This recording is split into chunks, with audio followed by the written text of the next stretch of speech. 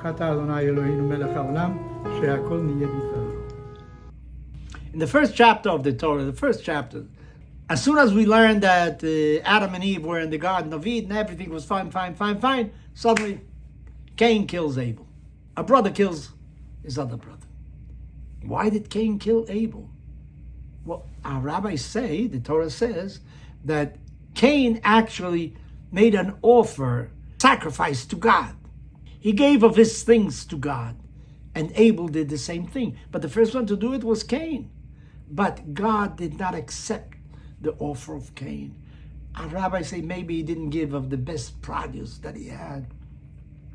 He gave second quality. Abel gave of the best. And the following morning, they get up in the morning and it says, one says to the other, and we don't know exactly what they say, and Cain kills Abel. Terrible. The first act of significance in the Torah really is the assassination of a quarter of humanity. Abel is killed by Cain. Elie Wiesel, in one of his writings, I think, mentions the following. When God did not accept Cain's offering, where were his parents? Where was Adam and Eve? Why didn't they tell Cain, listen, you did the best, maybe you didn't do the right thing now, next time you will do better? Where was Abel to give encouragement to his brother? You had the good initiative, I followed you, but somehow something didn't go right with you. Next time you will do better. Why didn't they do that? They left Cain all alone. And maybe the only thing that remained with Cain was that God did not accept what he did, and fury came out of him, and eventually it expressed itself in killing his brother Abel. Terrible thing. I remember reading also that somebody in the Bronx died in a war among, the different bands there, criminal bands, and he was one of the victims, he was one of the participants, and he died. People came to the house of the parents of this boy that died in one of these clashes between the bands, and he said, he was really a good-hearted fellow. He just got into bad company, but he had a good heart. I remember he did me a favor or something, and I think he was a good son also to you, was he not? And others came and said the same thing, deep down he was really a good guy. He just fell in with the wrong company, and therefore he lived like a criminal. A cousin of his, of the slain boy, got up and said, where were you people while he was alive?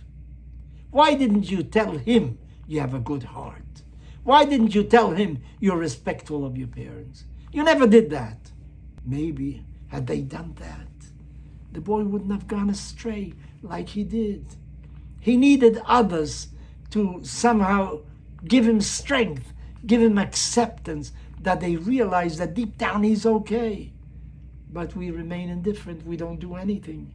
And maybe because of it, we become accomplices, really, to the crime. Of course, it's not the same. The guy that killed him, he's the assassin. But those that didn't give encouragement to this boy to make a turn in his life, to lead a different kind of life, maybe bear part of the guilt too.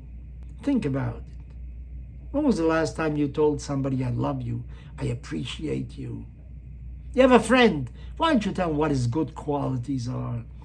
But because most of the time, we really accentuate the wrong things. He did 100 favors, but one time he didn't do it. That's the thing we remember. Maybe it should be the other way around. If we would tell people, we would underline, we would emphasize what their good qualities are, we would encourage them to do more of the same. So think about it. You're not a criminal, of course not. But on the other hand, maybe you're a little bit an accessory to the crime because you didn't say the right thing. You didn't say, I love you sufficient number of times. You didn't say, I appreciate you sufficient number of times. You didn't smile to him sufficient number of times. Instead of always telling him, you're doing the wrong thing, why don't you underline the right things the person does?